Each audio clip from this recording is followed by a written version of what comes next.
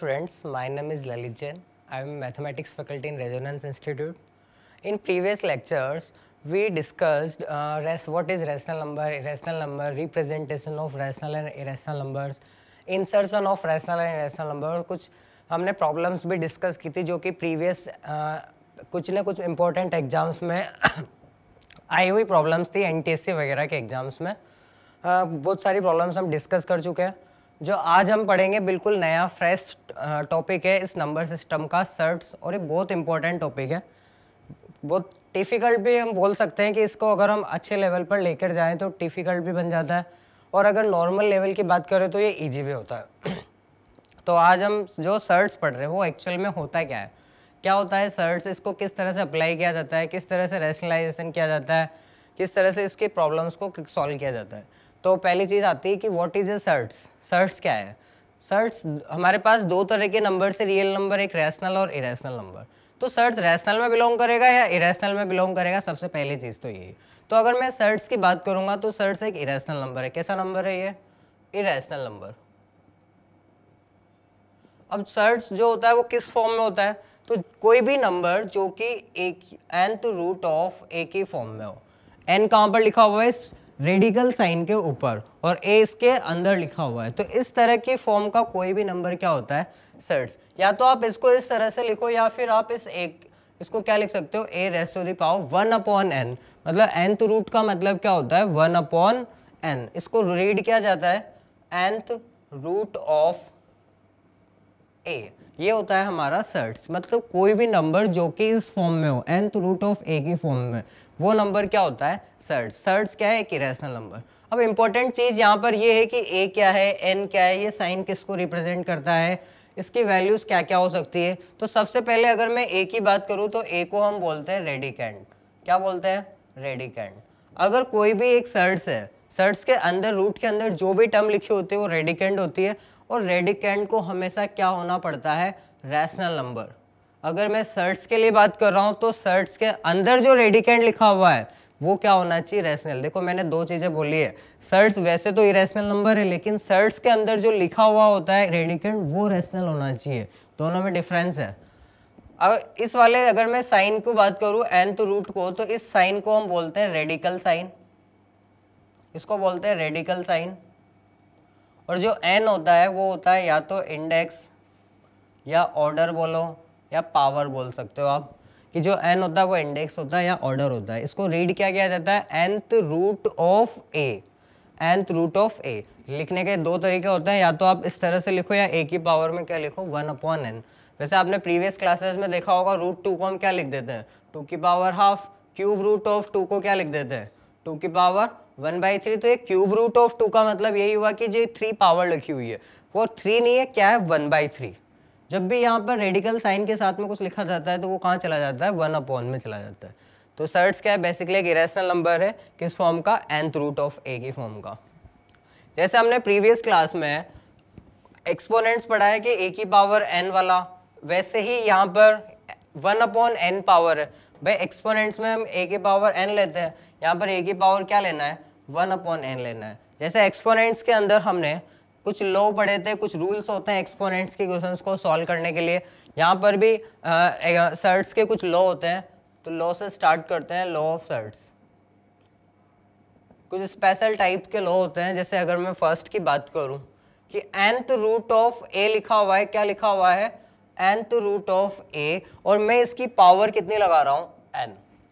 या फिर इसी का दूसरा वर्जन ये लिखा हुआ है nth रूट ऑफ a की पावर n. तो इसका मतलब ये होता है सीधा सीधा इस n से n को कैंसिल कर देते हैं और क्या लिख देते हैं? a. ये होता है हमारा फर्स्ट लॉ. सेकेंड लॉ की अगर मैं बात करूं तो सेकेंड लॉ ये होता है nth रूट ऑफ a को अगर मैं nth रूट ऑफ b के साथ में मल्टीप्लाई करूं. क्या बोला मैंने? nth root of a into nth root of b. तो ये जो पावर है nth रूट, तो ये तो बाहर निकल जाती है, और ये दोनों नंबर्स आपस में क्या हो जाते हैं? मल्टीप्लाई हो जाते हैं. यानी a और b को तो मल्टीप्लाई कर दो, जो दोनों की कॉमन पावर है वो दोनों के ऊपर लगा दो. थर्ड रो इसी से रिलेटेड है. यहाँ पर हम मल्टीप्लाई कर रहे हैं और यहाँ पर हम करेंगे divide. nth root of a को nth रूट ऑफ b से डिवाइड करना है. तो हमें क्या करना है? a को तो हम कर देंगे b से डिवाइड, और साथ में दोनों की कॉमन पावर कितनी थी? nth रूट, वो दोनों के ऊपर लग जाएगी.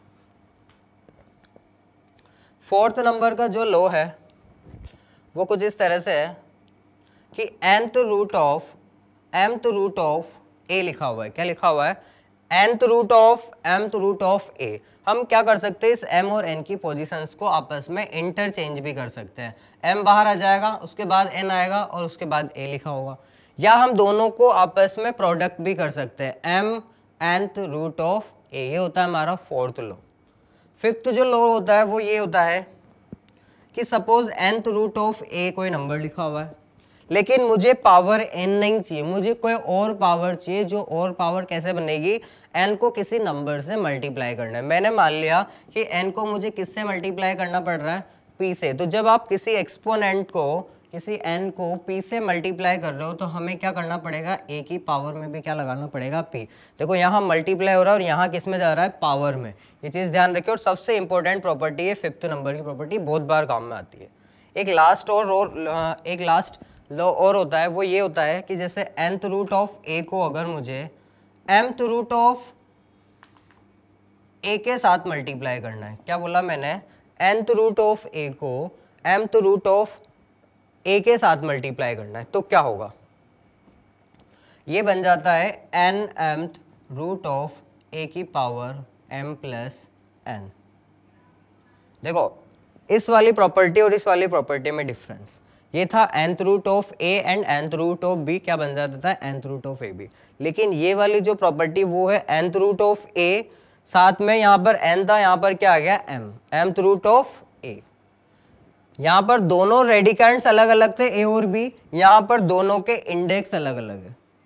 यहाँ पे इंडेक्स सेम थे, यहाँ पर रेडिकेंड सेम है, दोनों चीजों में डिफरेंस है। ये क्या दे देगा, वैसे तो आप n को m से मल्टीप्लाई कर दो, लेकिन साथ में उस कॉमन नंबर a की पावर में भी क्या लगाओ, m plus n। One by one हम इसके प्रूफ देखते हैं कि ये आए कहाँ से, या फिर हम ऐसे ही बोल रहे हैं कि कहीं से तो आए ही होंगे। फर्स्ट वाले की अगर मैं बात करूँ, nth रूट ऑफ a का, एक बताओ nth रूट ऑफ a को मैं क्या लिख सकता हूँ, ये लिखा हुआ है हमारे पास। nth रूट ऑफ a का मतलब क्या होता है, a की पावर 1 अपॉन n, a की पावर 1 अपॉन n, और उसकी भी पावर कितनी लगी हुई है, n। तो according to law of exponents इस n से n क्या हो जाता है, कैंसिल हो जाता है, और ये क्या दे देगा, a। इसी का जो सेकंड वर्जन था उसके साथ भी हम यही कर सकते हैं कि यहाँ पर लिखा हुआ है a की पावर n की power 1 upon n। nth root of a raise to the power n का मतलब क्या हुआ, a की पावर के ऊपर भी कितना लग रहा है, 1 अपॉन n। तो यहाँ पर भी n से n कट के क्या दे देता है, ये a। तो ये तो हो गया फर्स्ट वाले का प्रूफ। सेकंड वाले को अगर मैं बात करूँ, nth रूट ऑफ a का मतलब होता है क्या, a की पावर 1 अपॉन n, और nth रूट ऑफ b का मतलब क्या होता है, b की पावर 1 अपॉन n। जब इन दोनों नंबर्स की पावर सेम है तो डायरेक्टली क्या कर देंगे, हम दोनों नंबर्स का प्रोडक्ट कर देंगे, यानी a इंटू बी की पावर भी कितनी हो गई, 1 अपॉन n। अब ये 1 अपॉन n को हम आगे की तरफ भेजेंगे तो किस में चला जाएगा, nth रूट ऑफ ab में। क्या यही लिखा हुआ है। अगर मैं थर्ड वाले की बात करूं तो यहाँ पर nth रूट ऑफ a का मतलब तो क्या हो गया, a की power 1 upon n divided by nth root of b का मतलब क्या हो गया, b की पावर 1 अपॉन n। क्या मैं इस नंबर को इस तरह से लिखा देता हूँ, according to law of exponents a upon b की पावर 1 अपॉन n, और 1 अपॉन n आगे जाएगा तो क्या दे देगा, nth रूट ऑफ ab। अगर मैं फोर्थ वाले की बात करूं, nth root of mth root of a equals to, इन m और n के पोजीशन को आपस में इंटरचेंज कर रखा है, और एक बार दोनों को भी हमने क्या कर रखा है, मल्टीप्लाई कर रखा है। मैं फर्स्ट वाले की बात करता हूँ। सबसे पहले लिखा हुआ है nth root of mth root of a का मतलब क्या हो गया, a की पावर कितनी, 1 अपॉन m। फिर ये nth रूट लिखा हुआ है, इसका मतलब ये भी पावर कितनी, 1 अपॉन n, यानी a की पावर 1 अपॉन m की भी पावर कितनी है, 1 अपॉन n। जब इस तरह ब्रैकेट्स में पावर लिखी जाती है तो आपस में क्या हो जाती है, मल्टीप्लाई। तो मैं इसको क्या लिख सकता हूँ, a की पावर 1 अपॉन mn, और अगर ये mn आगे जाएगा तो क्या बन जाएगा, mnth रूट ऑफ a। क्या ये रिजल्ट मिल रहा है। एज इट इज अगर मैं इस यहीं पर m और n की पोजीशंस को इंटरचेंज कर सकता हूँ, क्योंकि मल्टीप्लाई में इसको m इंटू n लिखूँ या n इंटू m लिखूँ, बात तो एक ही है। तो फिर मैं अगर रिवर्स प्रोसेस चलाता हूँ तो मैं इसको इस तरह भी लिख सकता हूँ, a की पावर 1 अपॉन n की पावर कितनी, 1 अपॉन m, और ये 1 अपॉन m आगे जाएगा तो क्या दे देगा, mth root of 1 upon n, और ये वाली टर्म क्या दे देगी, mth root of nth root of a, मतलब कि ये वाला रिजल्ट भी हमारा क्या हो गया, प्रूव हो गया। दोनों के वैल्यूज आपस में क्या है, एक जैसी है। अगर मैं 5th नंबर की प्रॉपर्टी पर आता हूं तो उसका प्रूफ देखते हैं हम। लिखा हुआ है nth रूट ऑफ a को हम क्या लिख सकते हैं, n into p root of a की पावर p। ओके, हाँ, हम LHS से स्टार्ट करते हैं।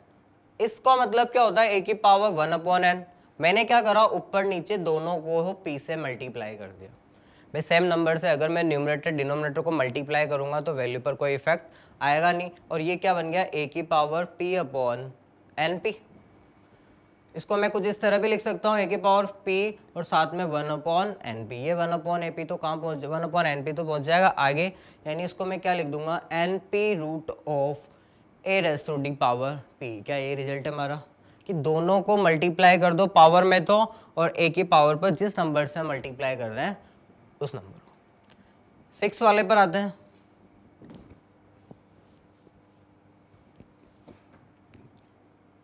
लिखा हुआ है nth root of a into mth root of a equals to mnth root of a raise to the power m plus n। सीधे सीधे इस वाले nth रूट ऑफ a का मतलब होता है a की power 1/n, mth root of a का मतलब होता है a की पावर अगेन 1/m।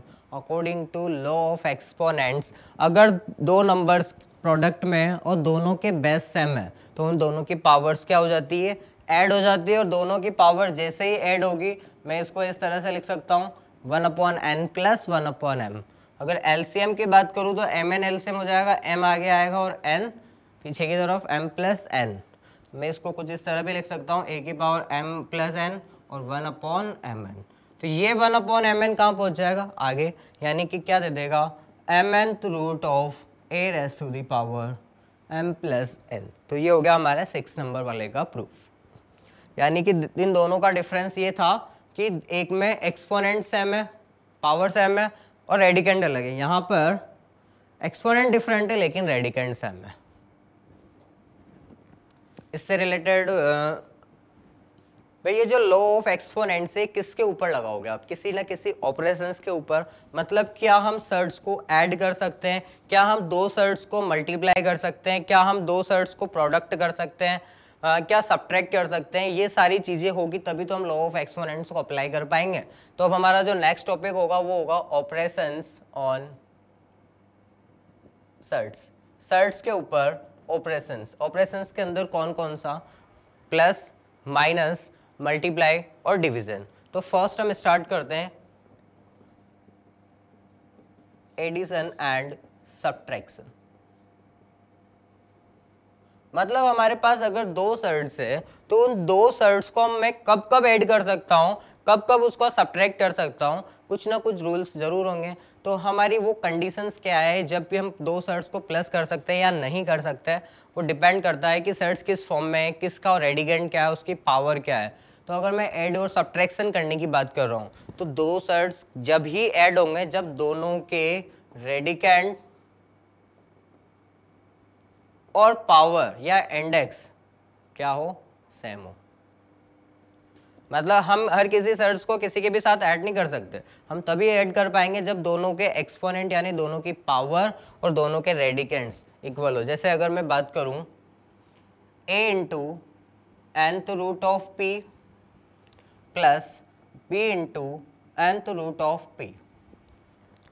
भाई ये nth रूट ऑफ p से कौन मल्टीप्लाई हो रहा है, a। यहाँ पर nth रूट ऑफ p से कौन मल्टीप्लाई हो रहा है, b। अगर मैं दोनों सर्ट्स की बात करूँ तो दोनों सर्ट्स की पावर सेम है, दोनों के रेडिकेंड भी p और p है। इसका मतलब ये आपस में ऐड हो सकते हैं और ऐड होके क्या दे देगा, a plus b into nth root of p।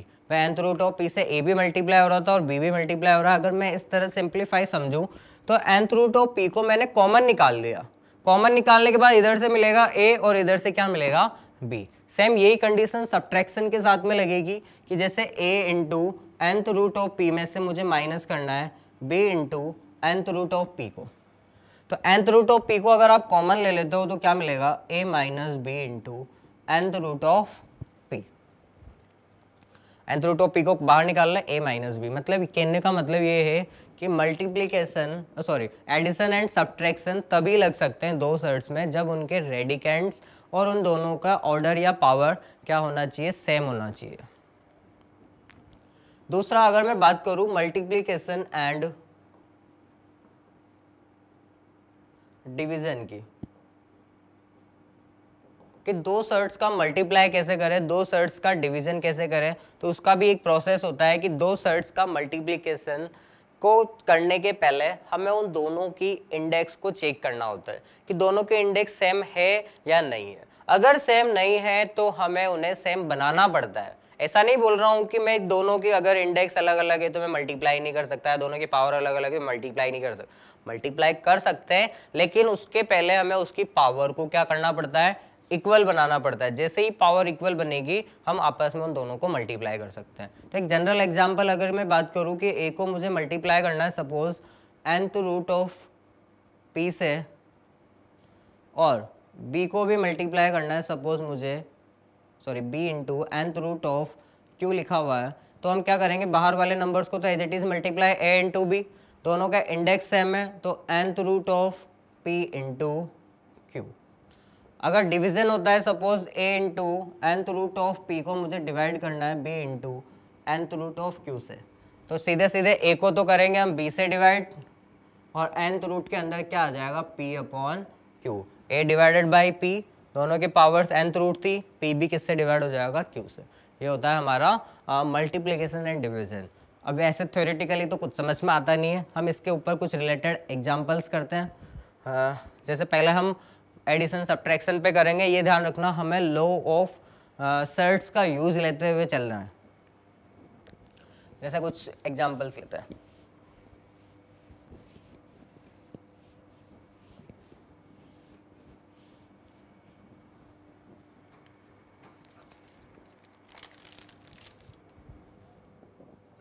Simplify करना है अपने को सीधे सीधे कि सिंप्लीफाई करने के बाद ये क्या वैल्यू देगा।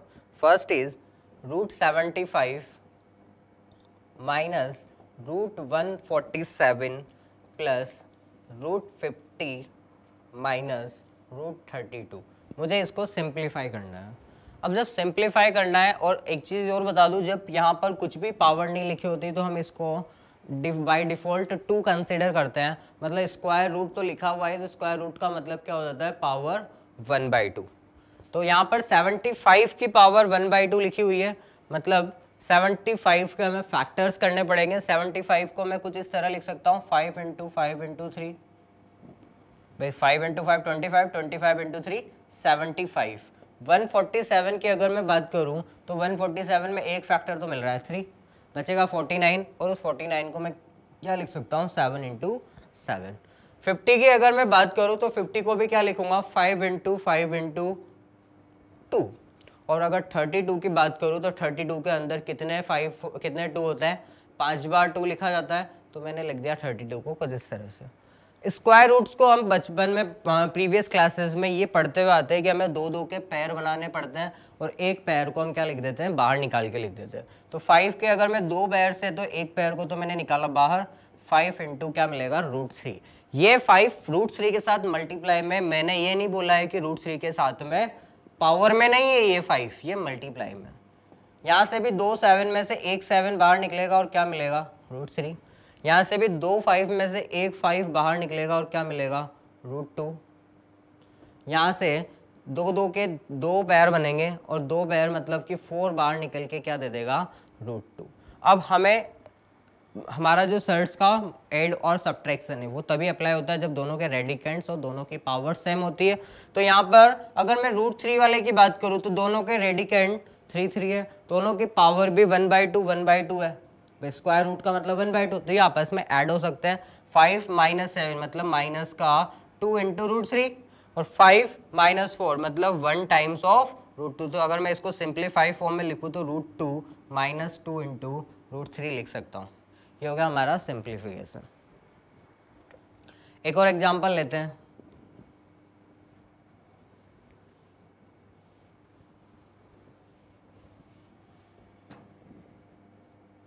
अगेन आपको सिंप्लीफाई ही करना है। Root 45 minus 3 root 20 plus 4 root 5। Easy सा एग्जाम्पल है बिल्कुल। 45 का मतलब क्या हो जाएगा 3 इंटू 3 इंटू 5। अब ये कैलकुलेशन आपको बहुत फास्ट करनी पड़ेगी क्योंकि 45 का मतलब 9 इंटू 5, 9 मतलब 3 इंटू 3 और 5 मतलब 5 एज इट इज़। वैसे ही 20 मतलब 4 इंटू 5, 4 का मतलब 2 इंटू 2 इंटू 5। इसको मैं क्या लिख सकता हूँ 2 इंटू 2 इंटू 5 प्लस 4 रूट 5। अगर मैं इसको सिंप्लीफाई करना चाहता हूँ तो 2 3 में से तो एक 3 क्या आ जाएगा बाहर आ जाएगा। यहाँ पर एक पेयर बन रहा है 2 का, तो एक 2 बाहर आएगा तो 3 के साथ मल्टीप्लाई होकर क्या दे देगा 6 और साथ में चल रहा है 4 रूट 5। अब रूट 5 सबके अंदर है तो हम सबको ऐड और सब्ट्रैक्ट कर सकते हैं। 3 और 7 4, 7 टाइम्स ऑफ रूट 5 होगा और उसमें से माइनस क्या करना है 6 टाइम्स ऑफ रूट 5, तो 1 टाइम्स ऑफ रूट 5 हमारे पास बच जाएगा। ये होगा इसका सिंप्लीफिकेशन। कुछ और एग्जांपल्स करते हैं। 5 into cube root of 250 plus 7 into cube root of 16 minus 14 into cube root of 54। हमें इसको सिंप्लीफाई करना है। देखो ये 5 इस 3 के साथ में नहीं है, 5 मल्टीप्लाई में किससे क्यूब रूट ऑफ 250 से। क्यूब रूट ऑफ 250 एक टर्म है, एज इट इज 7 बाहर है और क्यूब रूट ऑफ 16 दूसरी टर्म है, 14 बाहर है और क्यूब रूट ऑफ 54 अलग टर्म है। तो अब हमें इसको सिंप्लीफाई करना है इजीली। हम प्रीवियस क्लासेस में क्यूब रूट निकालना हमें आना चाहिए। क्यूब रूट निकालने के लिए हमें पहले प्राइम फैक्टराइजेशन करना पड़ता है, उसके बाद उसके 3 के पेयर बनाने पड़ते हैं। जैसे स्क्वायर रूट में 2 के पेयर बनाए, क्यूब रूट में कितने के पेयर बनेंगे 3 के। तो इसको मैं क्या लिख सकता हूँ 5 इंटू 250 मतलब 125 इंटू 2 और 125 का मतलब 5 का क्यूब मतलब 5 कितनी बार आएगा 3 बार। और आगे चल रहा है cube root as it is 7 into 16 का मतलब क्या होता है 2 की पावर 4 मतलब 2 कितनी बार आएगा 4 बार, minus 14 into cube root of 54, 54 मतलब 27 इंटू 2 और 27 मतलब 3 का क्यूब मतलब 3 तो आएगा 3 बार और 54 कितनी बार आएगा 1 मतलब 2 कितनी बार आएगा 1 टाइम। अब हमें 3 के पेयर बनाने तो एक तो 3 का पेयर 5 का बन रहा है, 5 आएगा बाहर और इस 5 से मल्टीप्लाई होकर क्या दे देगा 25 इंटू क्यूब रूट ऑफ 2। यहाँ पर भी 2 का एक पेयर पॉसिबल है और 2 7 के साथ मल्टीप्लाई होकर क्या दे देगा 14 इंटू क्यूब रूट ऑफ 2। यहाँ पर भी 3 का एक पेयर कंसिडर कर सकते हैं हम, एक 3 बाहर आएगा 14 के साथ मिलके क्या दे देगा 42 इंटू क्यूब रूट ऑफ 2। देखो हर जगह अगर मैं नोटिस करूँ तो देखो cube root of 2, cube root of 2, cube root of 2 तीनों में कॉमन है। और हम वैसे भी 2 सेट्स को तभी ऐड कर पाते हैं जब उनके रेडिकेंड सेम हो, उनके ऑर्डर सेम हो। यहाँ पर ऑर्डर भी 3 है और रेडिकेंड पे 2 है। या ऐसे बोले कि मैं अगर क्यूब रूट 2 को कॉमन ले लूँ तो क्या मिलेगा 25 प्लस 14 माइनस 42, ये दोनों मिलकर कितना दे देगा 25 और 14 यानी कि 39 माइनस 42 क्या मिलेगा माइनस का 3 और minus 3 into cube root of 2। ये हो गया इसका simplified form. Again next question पे चलते हैं।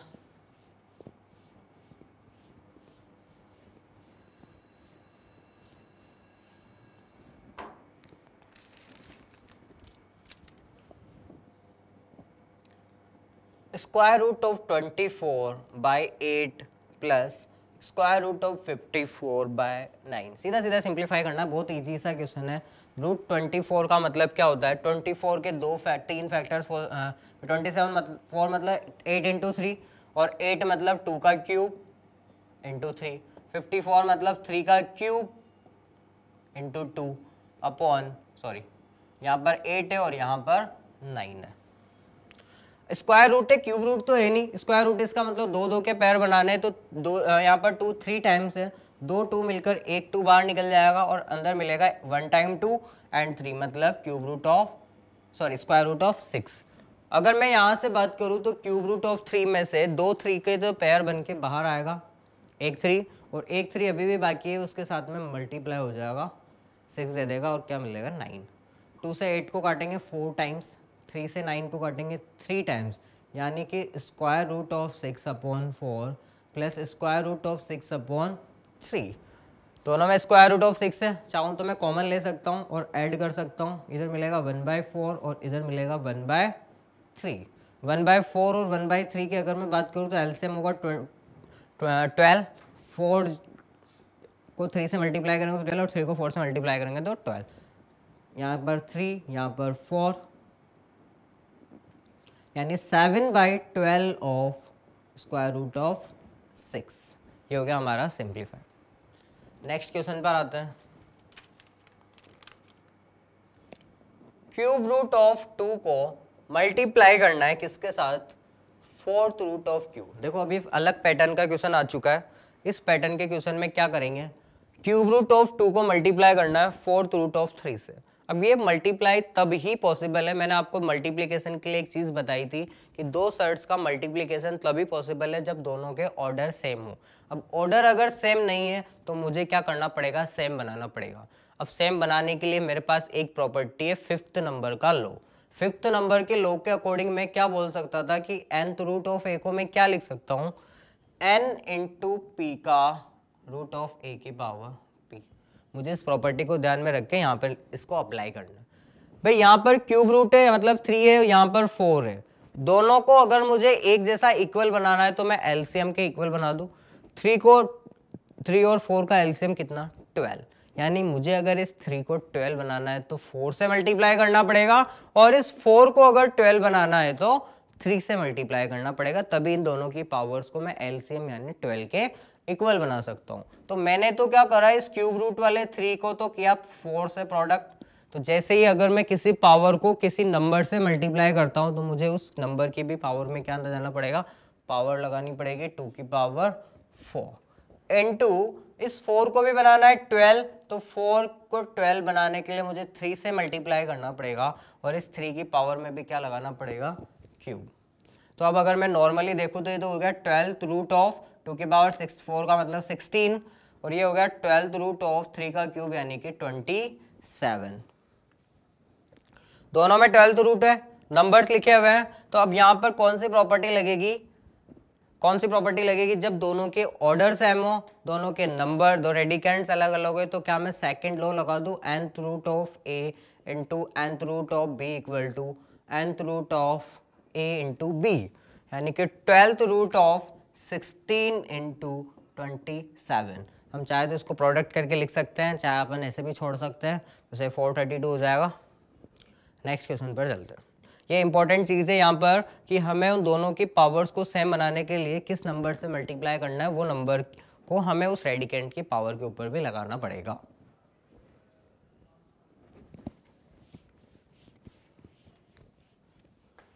नेक्स्ट क्वेश्चन पर आते हैं, चलो।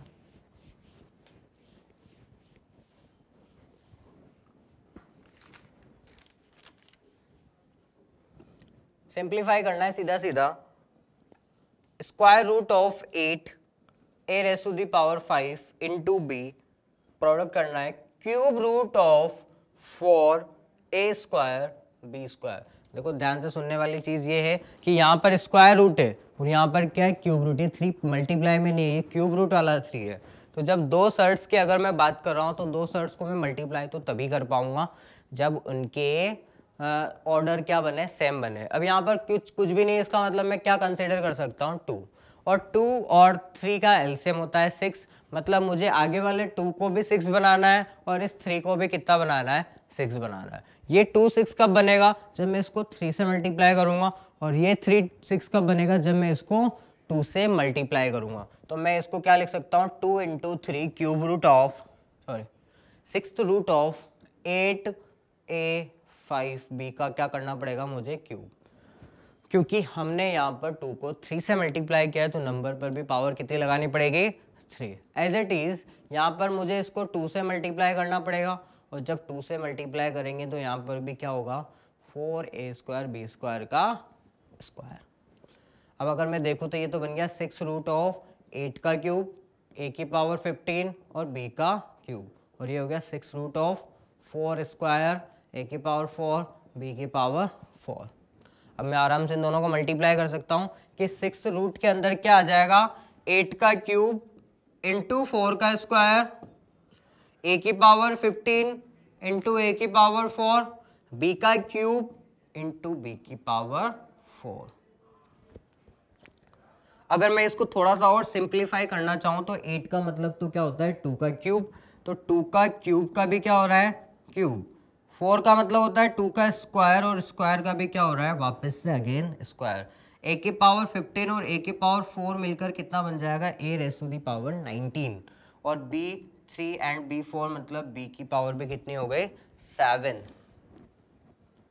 अब आगे मैं चलता हूँ तो ये 6 रूट में क्या क्या आ रहा है 2 की पावर 9 और 2 की पावर 4, तो डायरेक्टली मैं क्या इस तरह लिख दूँ 2 की पावर 9 इंटू 2 की पावर 4 इंटू ए की पावर 19 इंटू बी की पावर 7। अगर दोनों की पावर्स को एक साथ लिखना चाहूँ तो दोनों ऐड हो जाएगी 9 + 4 13। अब देखते हैं कि हम आगे क्या कर सकते हैं। भाई क्यूब रूट होता था तो हम 3-3 के पैर बनाते थे, स्क्वायर रूट होता था तो 2-2 के पैर बनाएंगे। जब 6 रूट है तो क्या मुझे इसके 6-6 के पैर बनाने पड़ेंगे। यहाँ पर 2 कितनी बार मल्टीप्लाई हो रहा है 13 टाइम्स, तो 2 जब 13 टाइम्स मल्टीप्लाई हो रहा है तो मुझे 6 के पैर बनाऊंगा तो 2 पैर तो कंप्लीट बन जाएंगे 12 2 से, और एक 2 अभी भी रिमेनिंग बच जाएगा। तो 2 बार तो 2 बाहर आ गया और 6 रूट के अंदर क्या आ गया 1 टाइम 2। भाई इसका मतलब 6 पावर, इसका मतलब भी 6 पावर और 1 मिलकर क्या बन गई 13 पावर। ए की पावर 19 है, 18 तक अगर मैं कंसिडर करता हूँ तो 3 पैर बन जाते हैं, यानी ए क्यूब बाहर निकलेगा और यहाँ पर एक ए अभी भी बाकी बच जाएगा। बी की पावर 7 है तो 6 टाइम्स बी मिलकर एक पैर कंसिडर करेंगे और एक बी अभी भी यहाँ पर रह जाएगा, यानी बाहर तो क्या आ गया 4 a cube b into 6 root of 2ab। ये अलग मल्टीप्लाई में और ये 6 किसके साथ है क्यूब 6 रूट के साथ में, मतलब ये इंडेक्स का काम करेगा। नेक्स्ट क्वेश्चन पर आते हैं।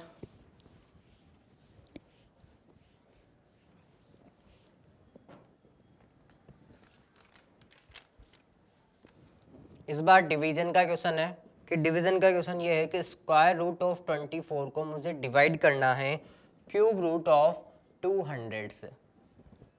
एक 3 मल्टीप्लाई में नहीं है, ये क्यूब रूट के साथ है, मुझे इसको सिंप्लीफाई करना है।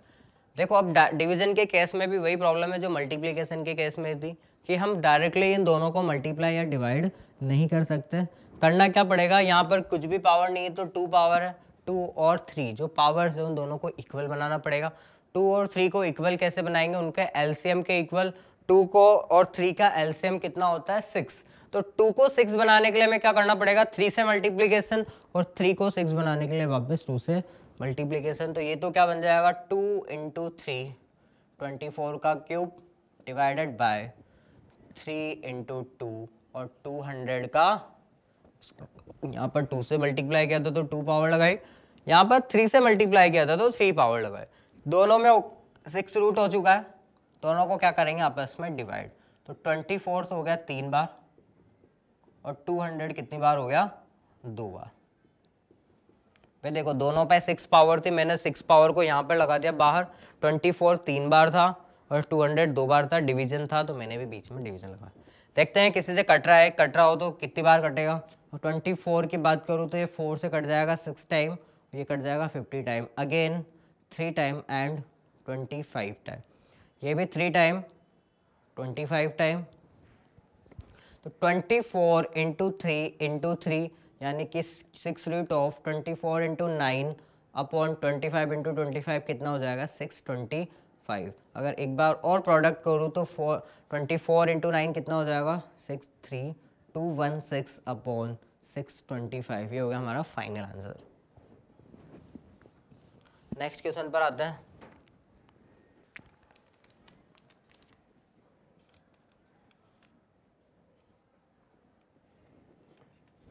Question is 4 into √28 divided by 3 into √7 divided by cube root of 7। देखो दोनों में डिफरेंस समझाता हूँ पहले तो क्वेश्चन में। ये 4 मल्टीप्लाई में नहीं है, सॉरी मल्टीप्लाई में ये क्यूब फोर्थ पावर में नहीं है। 4 इंटू स्क्वायर रूट ऑफ 28 है divided by 3 into square root of 7 है। यहाँ पर भी क्या है स्क्वायर रूट, यहाँ पर भी पावर नहीं है। और ये क्या है क्यूब रूट ऑफ 7, यहाँ पर पावर है, यहाँ पर मल्टीप्लीकेशन में नहीं है। तो सीधा सीधा हम पहले इन दोनों को सॉल्व कर सकते हैं। क्यों? क्योंकि दोनों के ऊपर स्क्वायर रूट है, पावर सेम है तो कोई प्रॉब्लम नहीं है। तो ये तो हो जाएगा 4/3 और दोनों 28 को डिवाइड करूंगा किससे 7 से।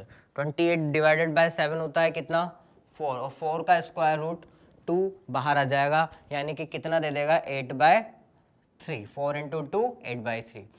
साथ में डिवाइड क्या चल रहा है cube root of 7, cube root of 7। अब क्यूब रूट ऑफ 7 का मतलब क्या हो गया कि 8/3 इंटू क्यूब रूट ऑफ 7। चाहो तो आप यहीं पर भी छोड़ सकते हो, और अगर चाहो तो आप आगे इसको सिंप्लीफाई भी कर सकते हो। कैसे? अगर मैं क्यूब रूट ऑफ 7 के स्क्वायर से ऊपर नीचे मल्टीप्लाई करूं, क्यूब रूट ऑफ 7 स्क्वायर से अगर मैं ऊपर नीचे मल्टीप्लाई करता हूं तो ये तो क्या दे देगा 8 इंटू क्यूब रूट ऑफ 49, और नीचे क्या होगा 3 इंटू, ये दोनों आपस में मल्टीप्लाई हो सकते हैं, cube root of 7 into 7 square, मतलब 7 का क्यूब हो चुका है। 8 इंटू क्यूब रूट ऑफ 49 आगे चल ही रहा है, और ये दे देगा 3 इंटू क्यूब रूट ऑफ 7 का क्यूब, और क्यूब रूट ऑफ 7 का क्यूब का मतलब होता है 7, पावर से पावर कट जाती है, 7 आगे 3 के साथ मल्टीप्लाई होकर क्या दे देगा 21। 8 इंटू क्यूब रूट ऑफ 49/20। चाहे तो अब ये भी आंसर हो सकता है, और अगर ये यहाँ तक सिंप्लीफाई करना है तो ये भी आंसर हो सकता है। नेक्स्ट क्वेश्चन पर आते हैं।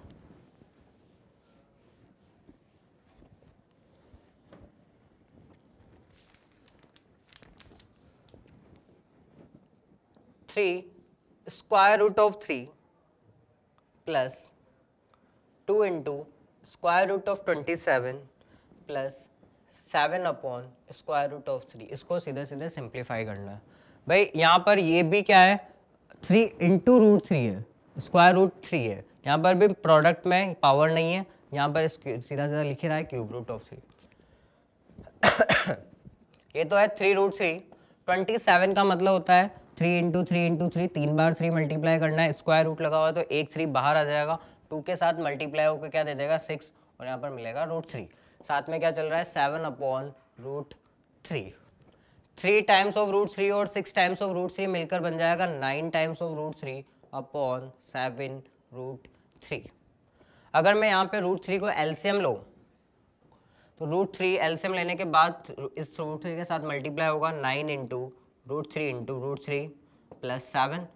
9 into root 3 into root 3, root 3 2 बार है मतलब कि स्क्वायर रूट हटेगा, 3 इंटू 9 क्या दे देगा 27 प्लस 7 स्क्वायर रूट ऑफ 3, यानी कि 34/√3। ये आपका आंसर।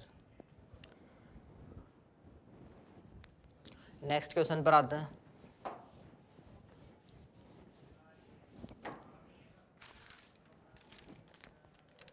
इस बार जो क्वेश्चन है वो है कंपैरिजन का, कि हमें मतलब कुल मिला के हम इसको नया टॉपिक भी कंसीडर कर सकते हैं। कंपैरिजन करना है कि कौन से 2 शर्ट्स में से कौन सा शर्ट छोटा होगा, कौन सा बड़ा होगा। अगर मैं इनको ऑर्डर में अरेंज करूँ तो डिसेंडिंग ऑर्डर क्या होगा एंड असेंडिंग ऑर्डर क्या होगा। मैं इसको एक एग्जाम्पल से समझता हूँ कि जैसे मैं बोल रहा हूँ कि हमें ये बताना है विच इज लार्जेस्ट, और मैंने आपको 2 नंबर दे दिए कि cube root of 6 and 5th root of 8। आपके पास ये 2 नंबर से cube root of 6 and 5th root of 8, आपको बताना है कि कौन सा बड़ा होगा कौन सा छोटा होगा, मतलब कंपेयर करना है। तो हम जब तक कंपेयर नहीं करा सकते जब तक दोनों की पावर सेम नहीं बन जाए या दोनों के रेडिकेंट सेम नहीं बन जाए। तो रेडिकेंट तो हम सेम बना नहीं सकते, लेकिन दोनों की पावर्स को हम इक्वल तो बना ही सकते हैं। अब दोनों की पावर्स को अगर मुझे इक्वल बनाना है तो 3 और 5 का एलसीएम कितना हो जाएगा 15, यानी मुझे इस 3 को 15 बनाने के लिए 5 से मल्टीप्लाई करना पड़ेगा, और ये क्या दे देगा 6 की पावर 5, और इस 5 को 15 बनाने के लिए मुझे 3 से मल्टीप्लाई करना पड़ेगा, और ये क्या दे देगा 8 का क्यूब। इधर तो बन गया 15th रूट ऑफ 6 की पावर 5, और इधर हो गया 15th रूट ऑफ 8 का क्यूब। अब डेफिनेटली मुझे ये तो पता है 15 दोनों में सेम है, एक रेडिकेंड इसका अलग है और इसका रेडिकेंड अलग है। यहाँ पर 6 की पावर 5 और यहाँ 8 का क्यूब है, 8 का क्यूब होता है 5 1 2 और 6 की पावर 5 डेफिनेटली 8 के क्यूब से तो बड़ा ही मिलेगा। जब बड़ा मिलेगा तो ये वाला नंबर क्या हो गया, इससे बड़ा हो गया, क्योंकि इसका रेडिकेंड इसके रेडिकेंड से क्या है, ग्रेटर है। इसका मतलब cube root of 6 is greater than fifth root of 8। Next example लेते हैं।